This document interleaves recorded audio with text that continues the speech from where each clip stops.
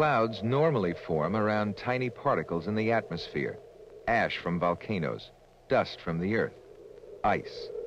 In modern times, the atmosphere is being filled with a different kind of particle: lead from auto emissions, smoke from factories, jet exhaust, pollutants of the Industrial Revolution. At the State University of New York, scientists are studying these phenomena to find out what long-range effects pollution may be having on our weather.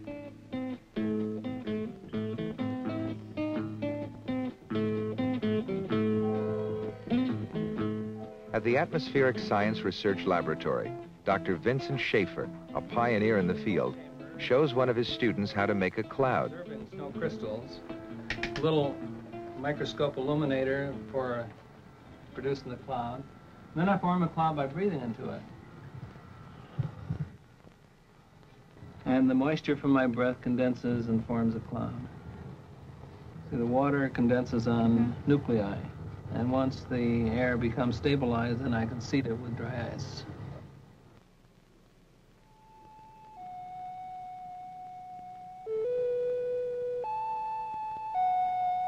The dry ice shavings fall into a cloud chamber and seed the cloud, creating the environment in which moisture particles can collect.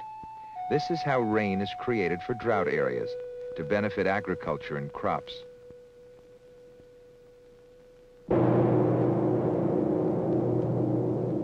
If the particles from pollution are creating at random the same effect as dry ice, the results may cause a significant change in world weather patterns. An adjunct of the lab is a weather station high atop Whiteface Mountain, New York.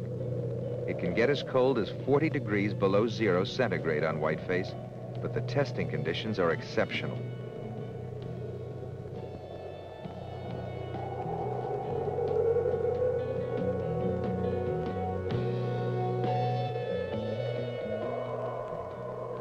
Our Whiteface Mountain Field Station and the Summit Observatory are primarily used to establish the background levels of fine particles, trace gases, and other features of the general atmosphere.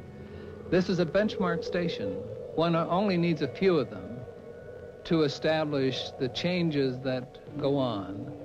And thus, we are able to get a pretty good idea as to the behavior of the atmosphere as related to particles that are in it.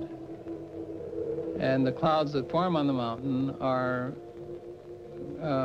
explored and studied and photographed, and in this way we have a pretty good idea as to the relationship of the fine particles to the atmospheric processes. With special equipment like this particle collector, scientists are able to catch fairly pure atmospheric samples. This is the sort of sample that we are obtaining now. After coating it with gold, insert it in the instrument over here, and then we are able to manipulate it. By moving this, we can see the particle move back and forth on the screen. Studying snowflakes has its own reward. Fascinating and diverse shapes never seen by the naked eye.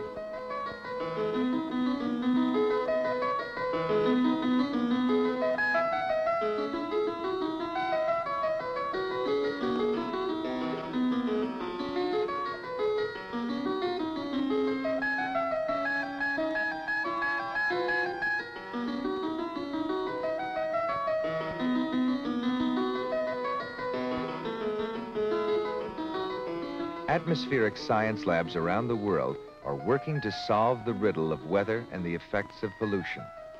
If pollution is increasing at a dangerous rate, these men will be among the first to know.